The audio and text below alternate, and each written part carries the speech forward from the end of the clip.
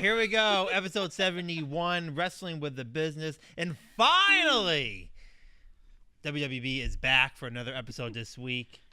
It's the varsity athlete, Jeremy, no gimmicks, Matt, and all business, Dan. Ready to go for another episode here. We got a lot to talk about. The Rock is back at WWE. The final boss made his return on Friday. He wants Cody Rhodes' soul. We're going to talk about that. Record profits for WWE. Morale is down because benefits are down as well. We're going to talk a little bit on the business side of WWE. Botch chair shots at AEW. What's going on over there? Another shocker. And, of course, we're going to break down everything before Elimination Chamber this Saturday. New episode of WWB starts now.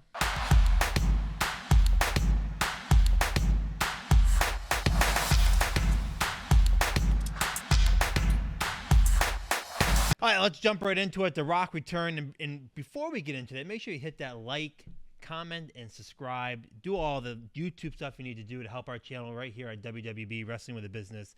The Rock is back. We're going to dive into it now. He has returned, the final boss. Seems like plans have changed. He's taken the WWE and shook it around. And let's see what's going to pop up now that he's back. So he calls out Cody Rhodes, sends all the – we get a Thursday night press release that he's making his return on Friday. Last minute, and the buzz was crazy. People were all over the place talking about Thursday night and Friday. And he came out to a 30-minute promo with Cody Rhodes looking for Cody Rhodes' soul. Very rambly, very long. Very bloodliney. He wants Cody Rhodes to be my champion. I want you to be my champion. I want to take you from here to here. Dude, what the F is he talking about? What is he talking about, guys? Help me. I think he's trying to do the Vince McMahon Corporation angle. That's the only thing I can think. The way I look at it, I didn't get it at first. I went back, I watched it a second time. I kind of get it. First off, this makes sense if they scrapped everything with Cody. 3 weeks ago, there wasn't a plan for The Rock. They scrapped it all. Bam, done. Again, I don't know if they don't know what's going on, but clearly there is a high demand for the final boss. I think it's a great gimmick. I think there's been a lot of reception to it. I think they saw that. Now The Rock wants to get back into it again. He saw how popular it was, and now they have to find a way of Rock versus Cody again. And how else do you do that? How else do we go from where we were 2 weeks ago, from hugging and drinking whatever the tequila he has, to now all of a sudden going head-to-head again? So they have to create a storyline for that. And I think it's The Rock's the guy. The Rock is this. He wants Cody to come out and be his guy, on his side, his man. Cody obviously has to betray him. Rock is going to be insulted, and it leads to a match. It's the only thing that makes sense here. I mean, it really is. I mean, so hypothetically, I know that in WWE, Triple H especially doesn't do the whole heel-face thing. But who would be the heel and who would be the face in that situation, theoretically? Because Cody's the biggest babyface in the business right now. Well, so Cody can't possibly accept it. So you're going to try and get him to do some kind of a... it sounds like it's going to come off as very inauthentic and kind of ham-fisted. Yeah. And not believable or subtle unless at all. There is a big surprise and Cody actually does turn heel. That would be he did it in his indie crazy. days. I don't want to go into too much. I think could be some stuff down here. Yeah. I think I think it's just a way to set up some kind of Cody versus Rock, and I think it's like, The Rock seems to be very creative. He kind of had some comments. Obviously what's also mentioned, they announced New Orleans for WrestleMania 42 next year. So 42, right? Yep, yes, 42 for now. And while in the press conference after, he talked about how he bounces ideas off of Triple H, and they go back and forth. They always want to try something new. And this is his way of, this is a new, because Rock wasn't playing gimmick Rock at the press conference. Mm-hmm. He was being bored TKO director Dwayne Johnson at the press conference. Switched his hats. And he was to talk about how he likes it. They're trying a new thing, trying a new storyline. Let's see where it goes. They want to do something different. So I think that's what we're getting here. I think it's weird. I think it's unpredictable. I think it's what's making the final boss gimmick so good. No one knows what the hell is going on when he's going to show up. Are they trying to make him an authority figure? I don't know. I don't know. I mean, what's... I think... All right, I'm going to go out on a limb here. Hot take. I do not think that this is... I think that they are trying to AstroTurf demand for The Rock. The Rock is a pretty high in demand guy. He's a pretty high demand guy, pretty high demand performer. but they're trying to find a way to get even more out of him than they were before. So I think what they're doing is they're trying to like project that they have this plan for The Rock not being around, even though they really do have a plan for him to be around, so that he can come back in a month or 2 months or 3 months or whatever, and everybody can go, oh, this is so unexpected and totally crazy. Because if you think about it, he came back and he chewed up 30 minutes on SmackDown, supposedly last minute, decided within 24 hours. And yet there's nobody out there complaining about how they went over time or a whole bunch of really important stuff got cut so that The Rock can come out. Two matches got cut. They could have come out and they could have done that in what? 10 minutes? They could have done that in less than 10 minutes if they had to. Well, but they didn't. They took 30. Well, any minute The Rock is on TV, it's good. I don't care if you like him, dislike him. Any minute he's on TV, you're getting views. So if they can make a 30-minute segment out of it, they're going to. I would be a lot more impressed if they stuck him at the halfway point and we saw a spike in viewership. Well, but when you're coming out at the beginning, it's always high in the beginning. Well, no, he came out at 10 o'clock. It's always high. Did he come out at 10 o'clock? He came out at 10 o'clock. I didn't watch the show. He came out at 10 live. o'clock, then they had the main event after.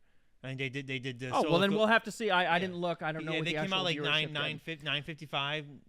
Then I would be impressed then if it actually showed like a bump 5 minutes after he came out. Normally The Rock's either first or last. They never really have in the middle of the show. Why they would put him in there, I don't know. That doesn't make a lot of sense. Yeah, I'm used to him being first. I think I think they're trying to the takeaway is I think they're trying to AstroTurf demand for him because he's already at the top of the mountain. They're trying to get the top of the mountain even higher. So they're faking him not being around, even though the idea that The Rock isn't going to be at WrestleMania is just kind of a play crazy. off of that. It goes, and I've been saying this for the last year and a half now that Triple H has taken over. Paul, I think he really likes to trick people. I think Triple H is one of those guys where when people really think it's such an easy, like John Cena is winning this match, like he spins it around, and I really think like CM Punk returning. Everyone thought, oh, he's gonna return. Returns after the show. Like no one even like the Survivor Series was over and he returned in Chicago like after the show. Like he has a way of spinning and making everyone second guess what's going on. And you have to in this business now where everyone you have all these dirt sheets, you have all these rumor sheets. It's all about the clip. Everyone thinks they know everything that's going on. Triple H is like, you know what? We're gonna take that and we're just gonna shake it up. And I think The Rock likes doing that.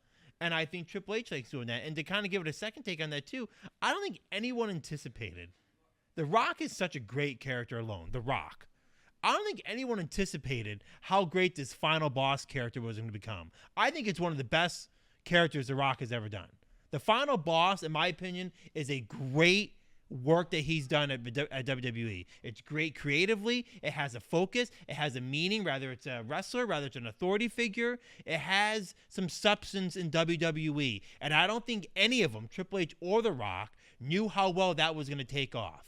And I think now they're trying to find ways of, hey, man, this is really working. We got to keep this guy. I mean, he's coming out as a TKO board member. He has authority. He can lay the law down. Like, he is the Vince McMahon now of coming out and laying. And when is he going to start to come out and interfere in other storylines? He is a TKO board member. When they can start, like, he is the authority figure now at WWE. And real quick, just to end, he made a comment on there. I don't know if you guys watched it, where he said, oh, Ari, I joke with Ari on the plane that, you own WWE. And Ari goes, no, man, no, Rock, you own WWE. And The Rock goes, well, I don't know if I own WWE, but I am the most powerful. And just that whole little thing right there, it was like, that's a lot. And The Rock, I don't think that's Rock bullshitting and making that up. I think there's a little bit there where I really do think The Rock is trying to be that Vince McMahon absence authority figure. And I know Triple H does content, and that's all great, and he really kind of runs the show on the content side, but I think they're trying to make The Rock the face. Do you think that this weird, I don't know what we're going to call it, about face that happened a little while ago with Cody is them trying something new, having it fail, and shifting? Do you think it was him stepping away and that maybe wasn't the final boss gimmick? Like, is the final boss gimmick a heel gimmick by definition? And so in order to function, he has to have that stuff it in your face, negative. Rock makes a great heel. I mean, when Sure, I go back to the Attitude days, I almost like The Rock more when he was corporate Rock than just he's just hilarious. He's one of those guys that you want to cheer, and he's a heel.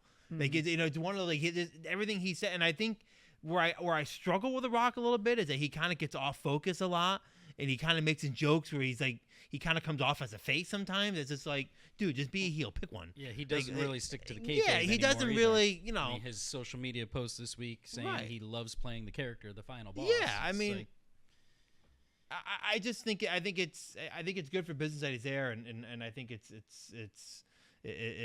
something that is I think good for WWE. We'll have to see what happens. Obviously. How's he going to get to WrestleMania? I mean, I don't know what this shakes up now for wrestling. I mean, I don't know what cards it play. I mean, it changes everything now. Potentially, yeah. I mean, if he's we'll know more after Elimination Chamber, of course. Which now he's in that, But all right, let us know what you think down below. Comment, subscribe. Let us know. Do you think The Rock is going to play a role at WrestleMania? And do you like the fact that he's back in WWE? Let us know down below. All right, next segment, we are going behind the scenes, talking a little bit about Trouble in Paradise, perhaps, WWE. So this week, this past Monday, our good friend over at WrestleNomics, that would be Brandon Thurston, sort of peeled back the curtain a little bit of what's going on behind the scenes at WWE. He reported that he had multiple WWE sources, employees within WWE, speaking, of course, on the condition of anonymity. Always. Basically saying that things ain't so great for the employees at WWE, despite the fact that the company is doing so miraculously well these past few months and years. He's saying that they face reduced benefits, minimal raises, and increased workloads ever since WWE merged with UFC and created TKO. Among the benefits no longer available to WWE staff is an employee stock purchase plan, which previously allowed them to purchase shares at a 15% discount.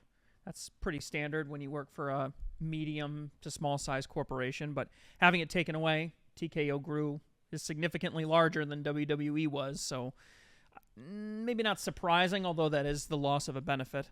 Complimentary tickets to live events, no longer provided. So just being an employee doesn't get you into the events anymore. have to see if Green Shirt Guy is going to be in the front row anymore. So far, I have noticed him. He was at the Rumble. Yeah. So, Does he work for WWE? We don't know. Nobody knows. Anyways. You can't afford to go to every single show every week. Employees further complained about receiving only a 3% cost of living raise this year, despite rising living expenditures in the Connecticut and New York areas. Even employees with strong performance reviews were informed pay increases would remain minimal due to budget restrictions imposed by upper management. Staff also noted increased workloads, including new responsibilities tied to UFC and potential expansions into other Endeavor-owned properties like professional bull riding and IMG. So no comment as of a few days ago from WWE, and actually I haven't seen a comment since then either, since now it's Wednesday now. It's The Rock's fault. So I don't know, I guess you would think that there'd be some trickle down. I mean, TKO is doing astounding. If you listen to WWE, they tell you, things. This is the highest gate we've ever received. This is the best attendance outside of WrestleMania. We're a global brand now. We're traveling around the world. We're selling out all these venues. Look at how amazing ticket sales are. Our PLEs are knocking it out of the park. Look at how many gajillions of views we have for all these amazing things that are happening. And then, maybe you're not even sweeping the floor. Maybe you're working on the production crew. Maybe you're traveling around. Maybe you're the costumer or, somebody working behind the scenes. And you're kind of getting the shaft, the thousands and thousands of people that help keep things rolling.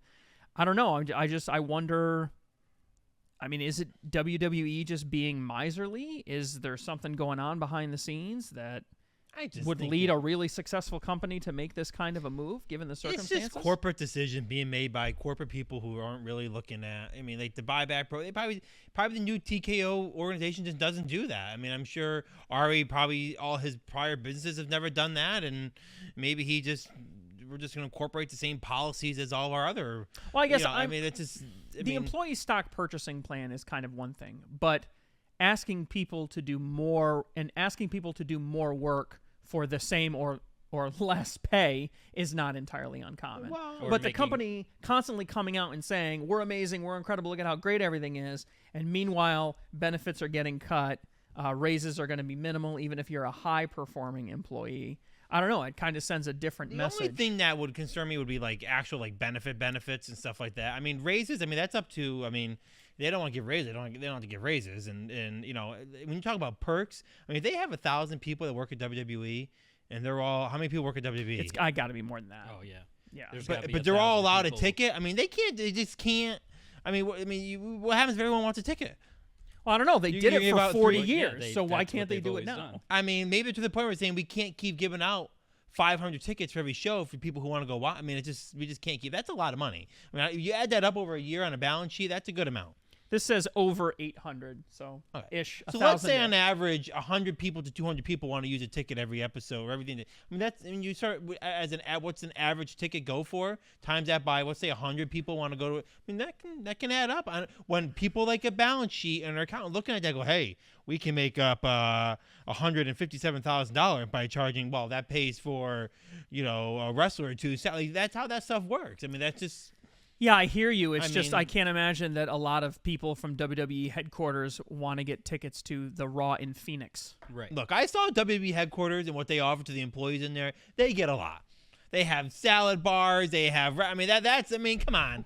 I mean, Don't take away the salad bar. they have. Now that Vince is gone, I'll bet you that's they have gone. cafes. They have gyms. I mean, they have a lot. I mean, look. Yeah, I think these are all small things. I think yes. I don't think it's supposed to personally offend the staff there. We live in a world now where I'm no different as an employer. Like, you want the most out of your employees, right? They want the most. I don't know if it's them asking for more. They want when you're there. They want them. It's like, we want the most out of them. It's just something that. Well, this indicates that they want them to start doing work for bull riding and some Oh, of the well, I other mean- brands that are associated with it. And this clearly says right here. we have a refrigerator.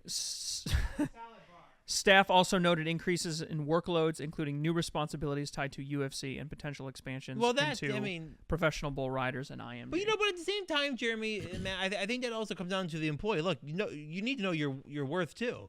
And if you have a job and this is your job, and all of a sudden they're adding more, it's like, okay, yeah, I'll do that, but what are you paying me? Like, there comes a point where, I mean, but then again, if they really want to work there and they want to argue fight, they could. I don't know. I mean, it's just like that's something where it sounds like we just have. I think to me, it's a new company kind of taking over and this is what happens when a new company comes over. Yeah, There's a lot of merging and unmerging and reducing and consolidating, and I think that's what we're seeing right now. as much as sort of my gut reaction is to sort of push back against this as someone that has been a corporate cog for a long time now, at the same time, I'm kind of like, well, listen, if you look at the quality of the product, if your accountant only gets a 1% raise, is that going to change the product that you and I see on the television?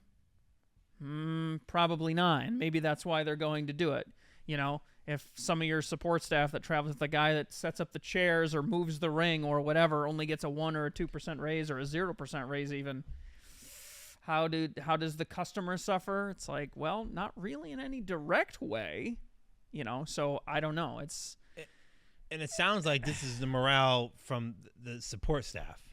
Right. If you're on Not contract, the if you're talent. talent or whatever. Yeah, this is So maybe this is one of those things too. Like, we're cutting down on a lot of the stuff on the side because we are offering more money to the talent. No, they're saying they aren't. Yeah. That raises are minimal. We- Is what well, they're saying. on talent. On talking the support wrestlers. staff. Well, okay, On- so then that leads me into my next comment, we're which cutting is all this stuff down to right. help.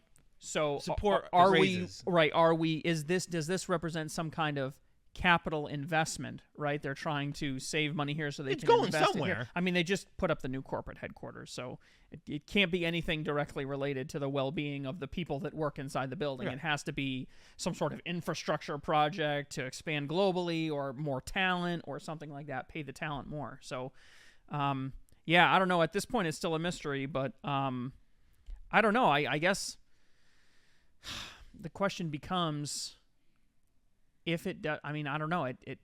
I'm just trying to think of ways in which this could impact the product. I don't think and so. I just don't. I think if someone doesn't want to do it, they'll hire another they'll accountant. leave and they'll find someone else to come in that wants to work for TKO. Yeah, I would love to work for TKO. I mean, would any of us not take a job from TKO? They offered it to us. It would be very interesting because there is always talk in the background about unionization on the talent side.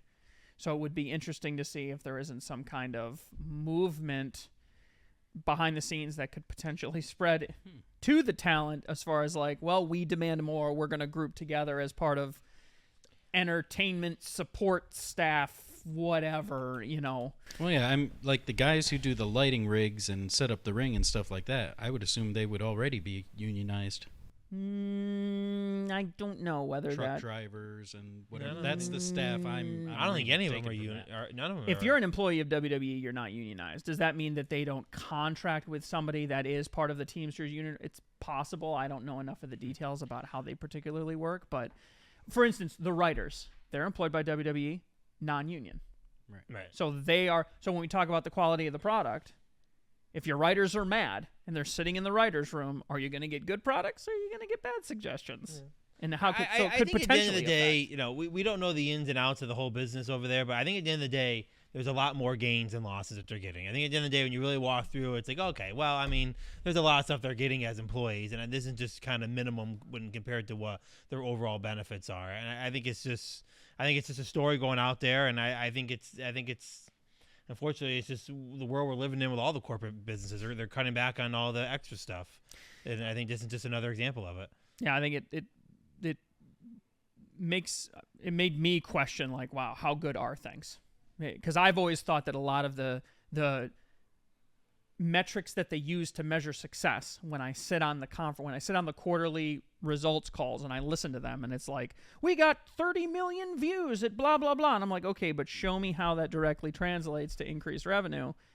It's like I can't help but be like, well, that's interesting. Like, you're not trickling it down to any of your support staff. You're just keeping it for something. You would be sitting there watching that, listening to that call, taking notes, wouldn't you? Hey, listen. This is wrestling with the business here. I mean, you are all business, but I am the varsity athlete. So take that. He's the marathon runner here. So down below, let us know what you think. Hey, if you were to be employed by WWE, how much would you demand? That's an interesting question. What would you do and why would you do it? And how much would you demand for it? Let us know down below. How is it 3.5 million? I can see you sitting there going, I don't know, those numbers just don't make any sense. I have gotten comments from my wife that was like, was that like, you were like really upset? Was that your boss? And I was like, yeah, it was my boss. It was Vince fucking McMahon. That piece of shit. So last week we had a topic about the problems with AEW, and you put forth, Jeremy, a rather insightful, I would say, theory as to what's going on over there. What did you say again about Tony Khan's understanding about wrestling? I said that he doesn't understand that a bad match with a great ending is a great match, but a great match with a bad ending is a bad match. You got to end it. It's all about the taste that everybody leaves with. It's not about getting everything perfect in the match. So with that in mind, another instance of this happened on last week's episode of Dynamite. Yep. There was a decent match with newly turned heel Megan Bayne facing off against the babyface Chris Statlander. Decent match. There was some... Well executed. Yep. There was a little interference spot at the end with Penelope Ford, which led to Chris Statlander losing. After the match, the heels are beating down the babyface. Out runs another babyface, Thunder Rosa, with a chair. She got a good pop.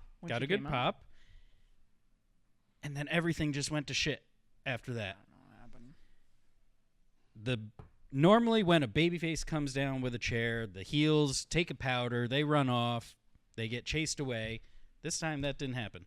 Megan Bayne, Penelope Ford not only stayed in the ring, but walked towards Thunder Rosa with her awkwardly wielding the chair, going so far as to pretend to swing, start to swing, didn't swing.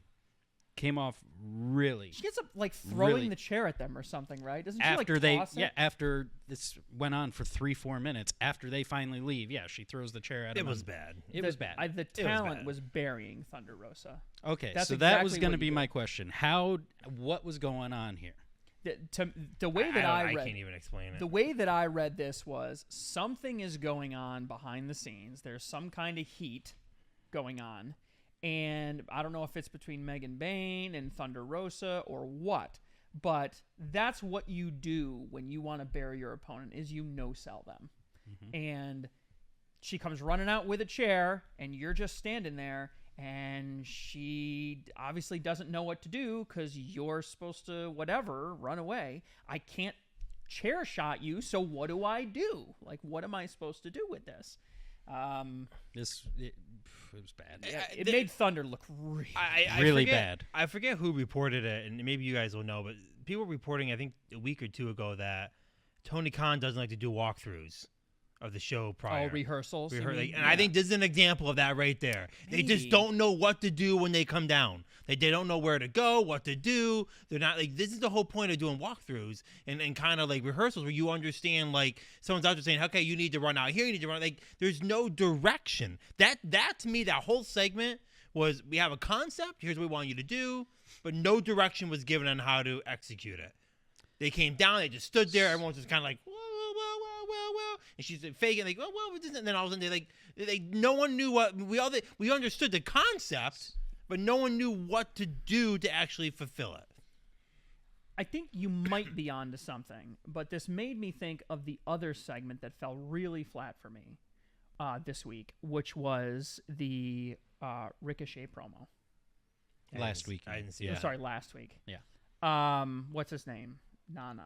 Prince Nana. Prince yeah. Nana came out. Ricochet came out to do a heel. He had stolen the robe. coat, robe, Yeah. whatever it is, and he had his as a symbolism of his honor, of Swerve's honor. And Swerve's hype man came out, and instead of having a back and forth or setting up for some kind of a challenge, Nana basically just tucked his tail between his legs and piddled as Ricochet attempted to beat him down. And there was no back and forth. There was no, and that kind of plays into what you're talking about, which is like, hey, you two are going to go out there and you're going to talk.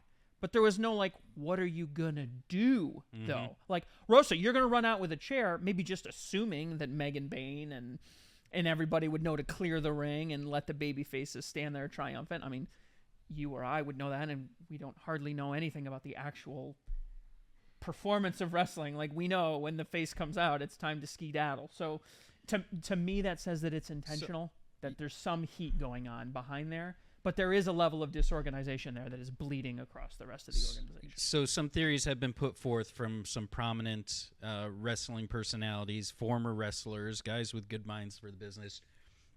One of two things, like you said, either Megan and Penelope went into business for themselves and wanted to show up and bury Thunder That's Rosa, so dirty if that's what it is. or somebody in the back told those two no sell Thunder's thing and didn't tell Thunder about it. You think someone's? I don't know if I buy that. I just think it's just poor execution.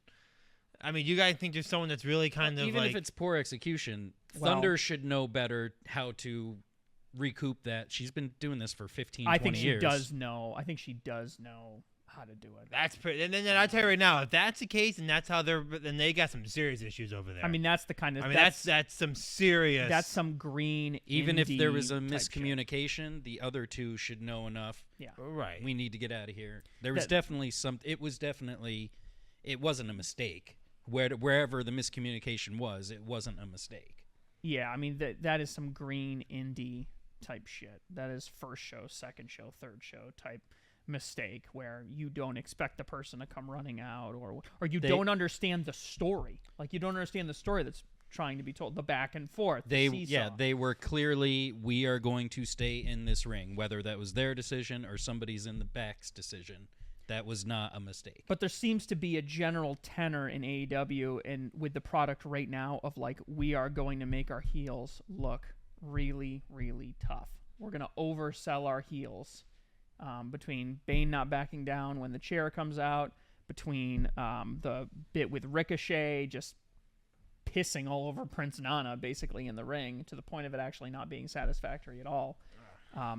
There's something going on there, and this doesn't smell like the kind of thing that Tony would do. One way or To me, another, this whatever it smells like is, heat. it's unacceptable. However you want to call it. And I can't believe. I mean, I have been seeing some stuff about Thunder, but there's no real outcry. Like Thunder's a fan favorite. Like she gets over really well with the fans, and yet there doesn't seem to be a lot of people that are like, "This is bullshit. They're burying Thunder Rosa." Surprisingly, it really didn't hit the news very much. Yeah, I thought for sure this would be massive amounts of spec. When you see a botch this bad, and that might be bad in itself. Nobody even notices the botches in AEW anymore because they happen all the time.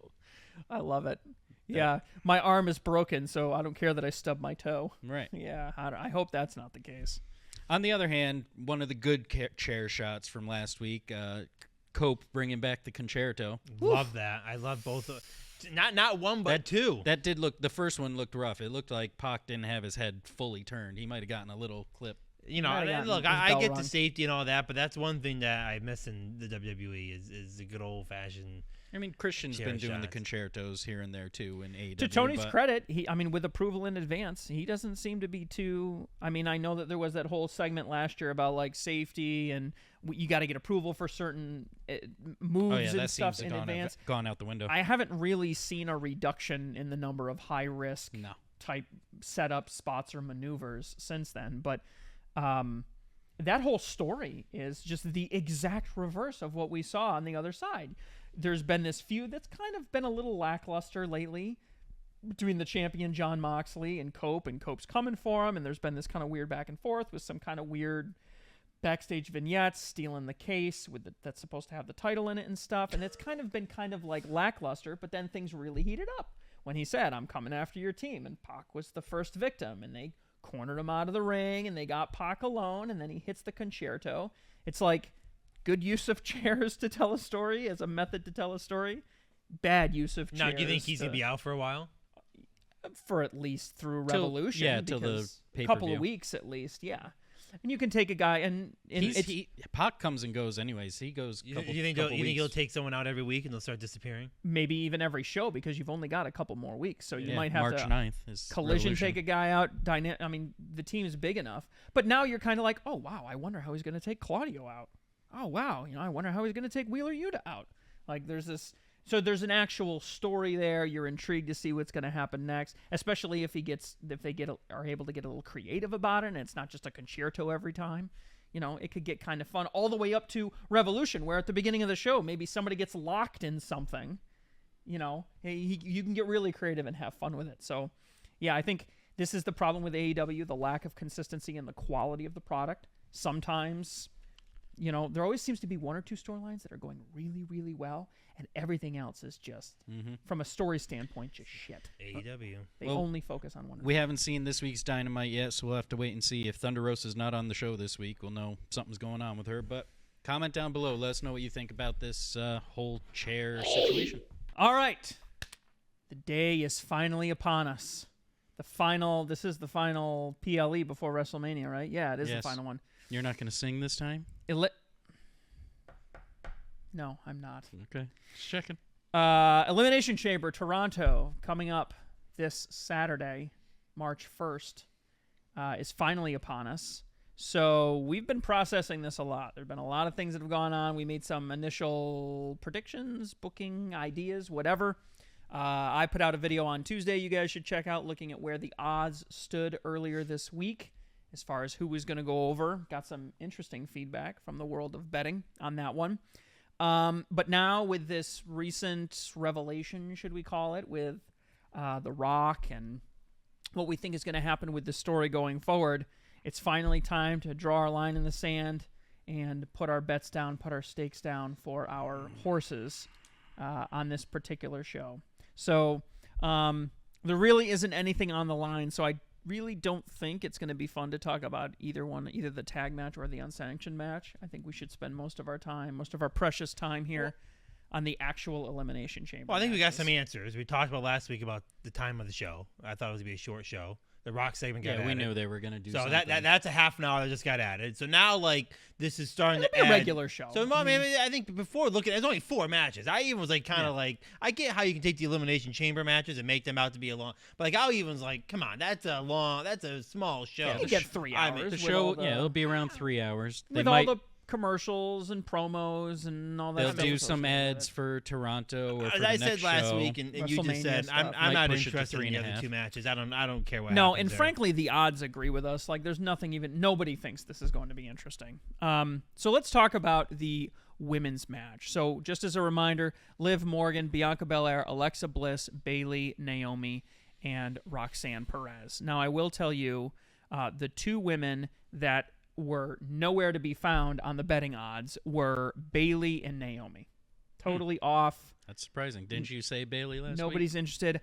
I thought you could make a really good argument for Bayley, but I was pushing pretty hard for Alexa Bliss. I think we all want. Alexa Bliss or nothing. Yeah, we all wanted Alexa Bliss, but I think I said last week they'll give it to either Liv or Bianca. Bianca is the overwhelming odds favorite on this one, which initially I kind of scoffed at, but logically it makes a lot of sense when you look at the fact that Alexa Bliss is over on SmackDown and that title is already accounted for with Charlotte Flair calling out the champion after her Royal Rumble win. So we're kind of in a position where, Liv Morgan, but you're coming off of a huge Rhea Ripley, Liv Morgan feud. And she just won the tag titles again with Yeah, Raquel. you're definitely going to get fatigued. Why would someone who just won the tag titles go over and get a title shot? That doesn't make a lot of sense. For me, it seems like the doors are just logically closing on this one. Roxanne Perez, nobody's even talking about it, but she is listed. I think it's 20-1 on Roxanne Perez. So, I don't know. To me, this one seems like it might be a good match. I think Naomi is going to be very interesting in the match. She'll be very She's good. always been in the chambers. Just from a performance standpoint for the match itself, I think she can tell an interesting story. But as far as who's going to win, I mean, Bianca Belair, I don't know who. It just doesn't make any sense. From a story standpoint, I don't know how you tell the story. I can't do this. It's got to be Alexa Bliss. There's just nothing else. Okay, so fantasy book it for me because she's on SmackDown right now. So what how do you do mean? it? It's the only thing that makes any sense. Look, if I'm Alexa Bliss and I just spent 2 years of my career coming back, this and that, biggest return at the Royal Rumble, blah, blah, blah, blah, got thrown out.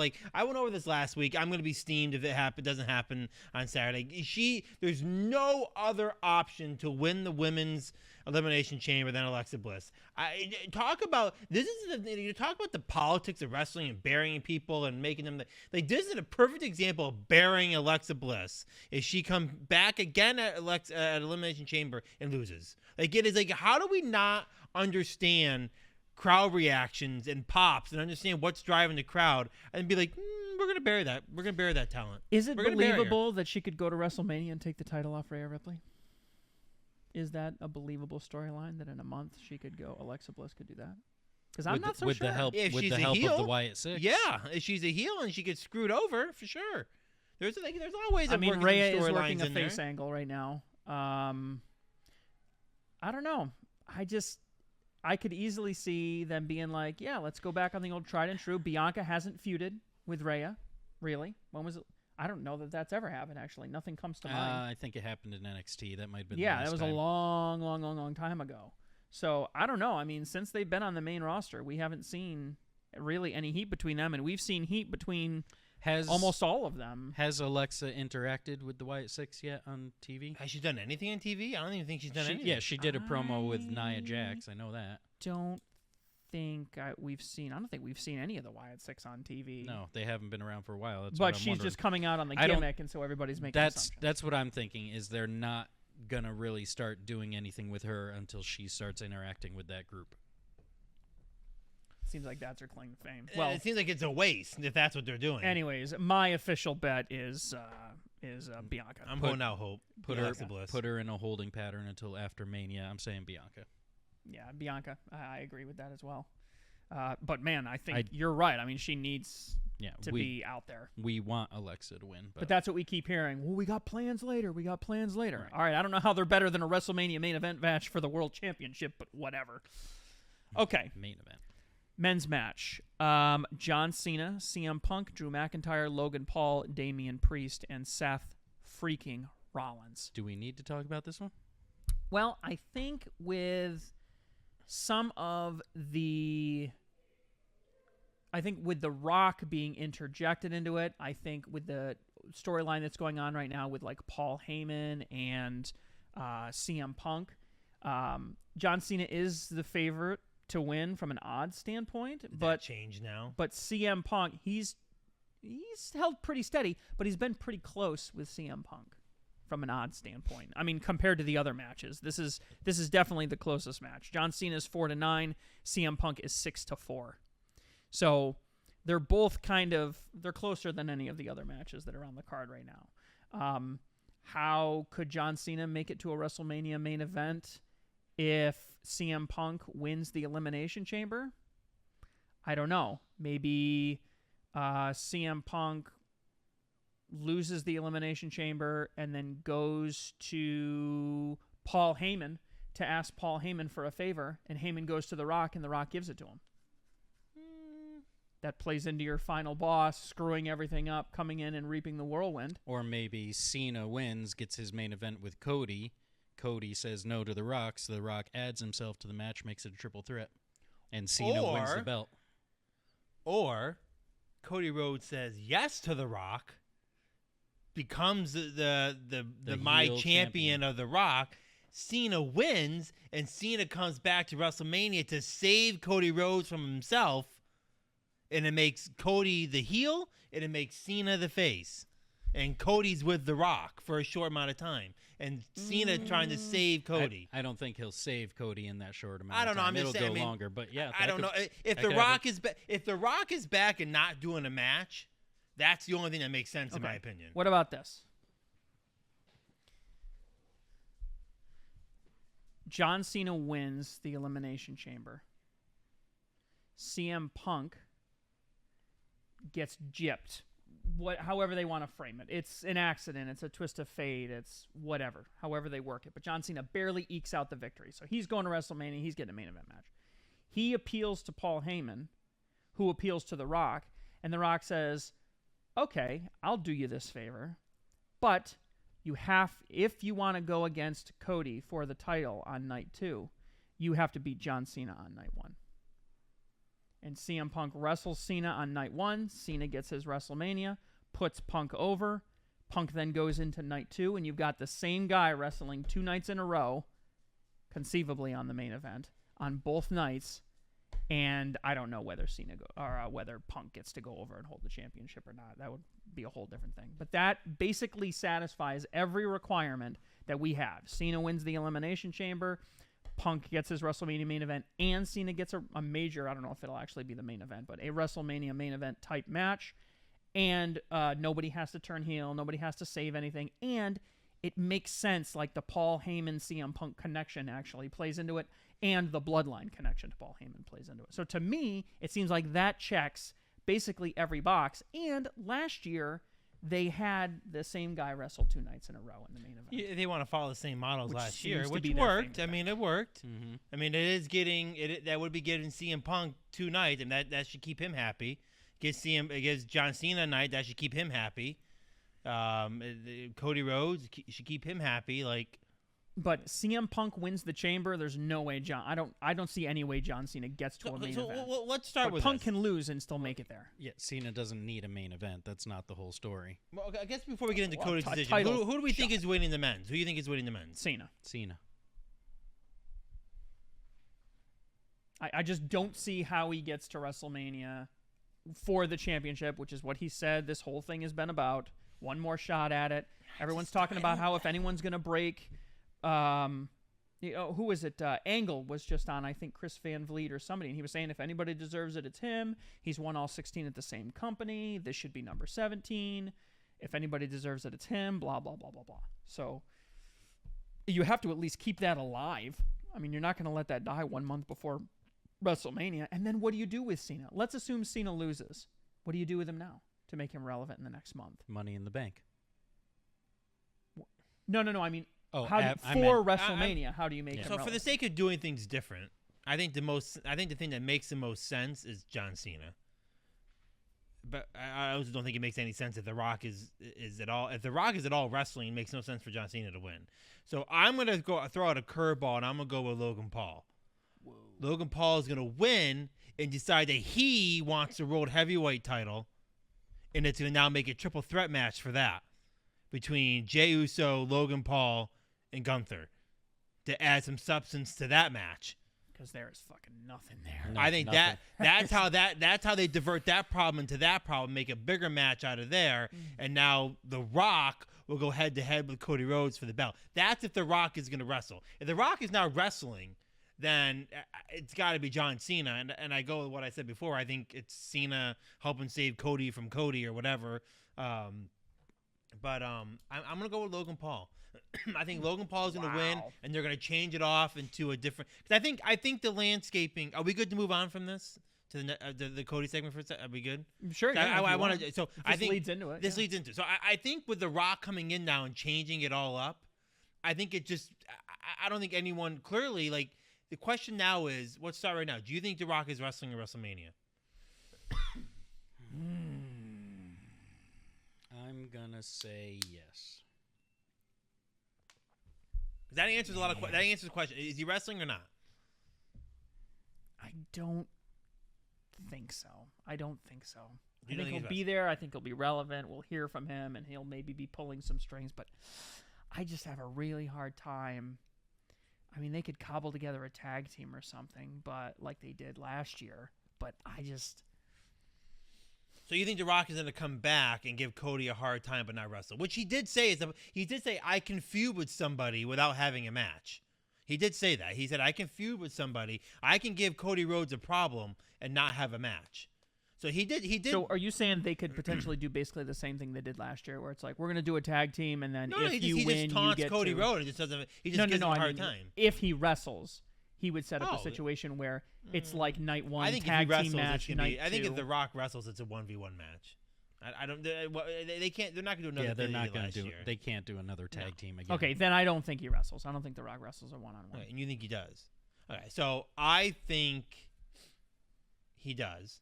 So I'm going to go with, I think The Rock is going to wrestle Cody Rhodes, and I think they're going to pivot Logan Paul over to the World Heavyweight title to give that more substance over there. That's my theory. So now, Matt, to you think The Rock is going to wrestle. Who do you think, what happens with Elimination Chamber winner? And who do you think, who is The Rock wrestling, and where does the Elimination Chamber winner go? Oh, my gosh. Yeah. You think The Rock's going to give himself... Well, where else is The Rock going to go if he's going to wrestle? Well, I would guess, I mean, if I'm The Rock, I'm trying to put the talent over. I'm not trying to actually win. You know what I'm saying? Well, I don't think The Rock's going to win, but The Rock's going to be in the match for the World Heavyweight belt. He's not going to win it. But Cody doesn't need to get over, I guess, is what I'm saying. Like, but the problem is if The Rock's in the match, someone else isn't. Like if so, like where does Elimination Chamber winner go now? If The Rock needs to do anything, he needs to go and face Gunther and let Gunther beat him. That's where he really needs help. That's why this whole him coming back to Cody this week doesn't really make sense. It's like he just wants to get on TV and wants to do something without fully thinking it through. I don't think. I think it's no one knows. I think that's the whole element. No one knows. I don't think it's. I think it's nobody knows what the hell is going on, and that's what makes it so great right now. No one knows. We have no idea where this is going to go. That's also true at AEW and. Yeah, but no, I get that. But WWE has had that problem for a long time. Right. You're right. Undertaker didn't know he was losing until he walked in that day. They force it down your throat. It's very clear as day who's and when. And Triple H, I've been a believer of this from day one with Triple H taking over. He sets it up where you really don't know what's going to happen. But at the same time, you have to give the fans what they want. I don't know if you've seen the promo posters. No. I don't know if you've seen the promo posters, but it's Cena's face. That's the whole promo poster. There's a couple little tiny heads in the background, but this is Cena's show. But you know what? I agree with that. But the last thing I want to do is to get ready, get my popcorn, get my chips, sit in the chair, get all excited, watch WrestleMania just to know that John Cena is going to win. Like, that's not exciting either. That's why I'm saying I think my solution fixes that because you have night one drama that sets up night two. You have a situation where The Rock says The Rock might even involve himself in that match as part. Okay, if you can beat me, and then I'll give you a shot at the World Championship the next night. You do Right. have something there. I don't think it's a tag match, but I do like the idea of the 2-night. That was a good concept where night 1 changed what happened on night 2. Like I think that I do like that. Like whatever happens in the main event on night 1 directly impacts the main event on night 2. Yeah, I so do like that it concept. adds. But if you make that the main event, then the world heavyweight and whatever else from the Royal Rumble is garbage. Yeah, and they're clearly not in any place where they want to push the If world you championship. make it, so. if Rock adds himself to the Cena Cody match, makes it a triple threat, then Cena or Cody and Rock are the ones going in with the story. No one would expect Cena to sneak in and get the belt. Let me put it this way. kind Last of week a we heely thing to do there. last I mean, week when we sneak, talked but about this Yeah, show. They're not paying attention to Cena. They're paying attention to Cody and Rock. Yeah. Last week when we were talking about this show, same segment, talking about I had no desire to watch Elimination. There's just no excitement. It was clear as day to be John Cena. Now I'm sitting here and I have no idea what's going to happen. So you can like The Rock, you can hate The Rock, you can blame that he wants attention, but right now, literally nobody knows. The whole show now is just, it went from clear as day it was going to be John Cena to now like we have no idea what the hell is going to happen. Who's going to win it? It makes no sense. I mean, what Cody Rhodes going to pick? We have no idea what's going to happen. In the now. last like 3-4 days, the odds on the men match haven't really changed. It's Yeah, been but the still, same. It's it still may not have Cena. changed, but Cena's it's a still slight no one difference. know. But okay, so John Cena wins. How does that get incorporated in? Well, sure, yeah. You can, I mean, like we don't know. you can look down the road and see how it impacts it, but yeah, There's a little bit of excitement now.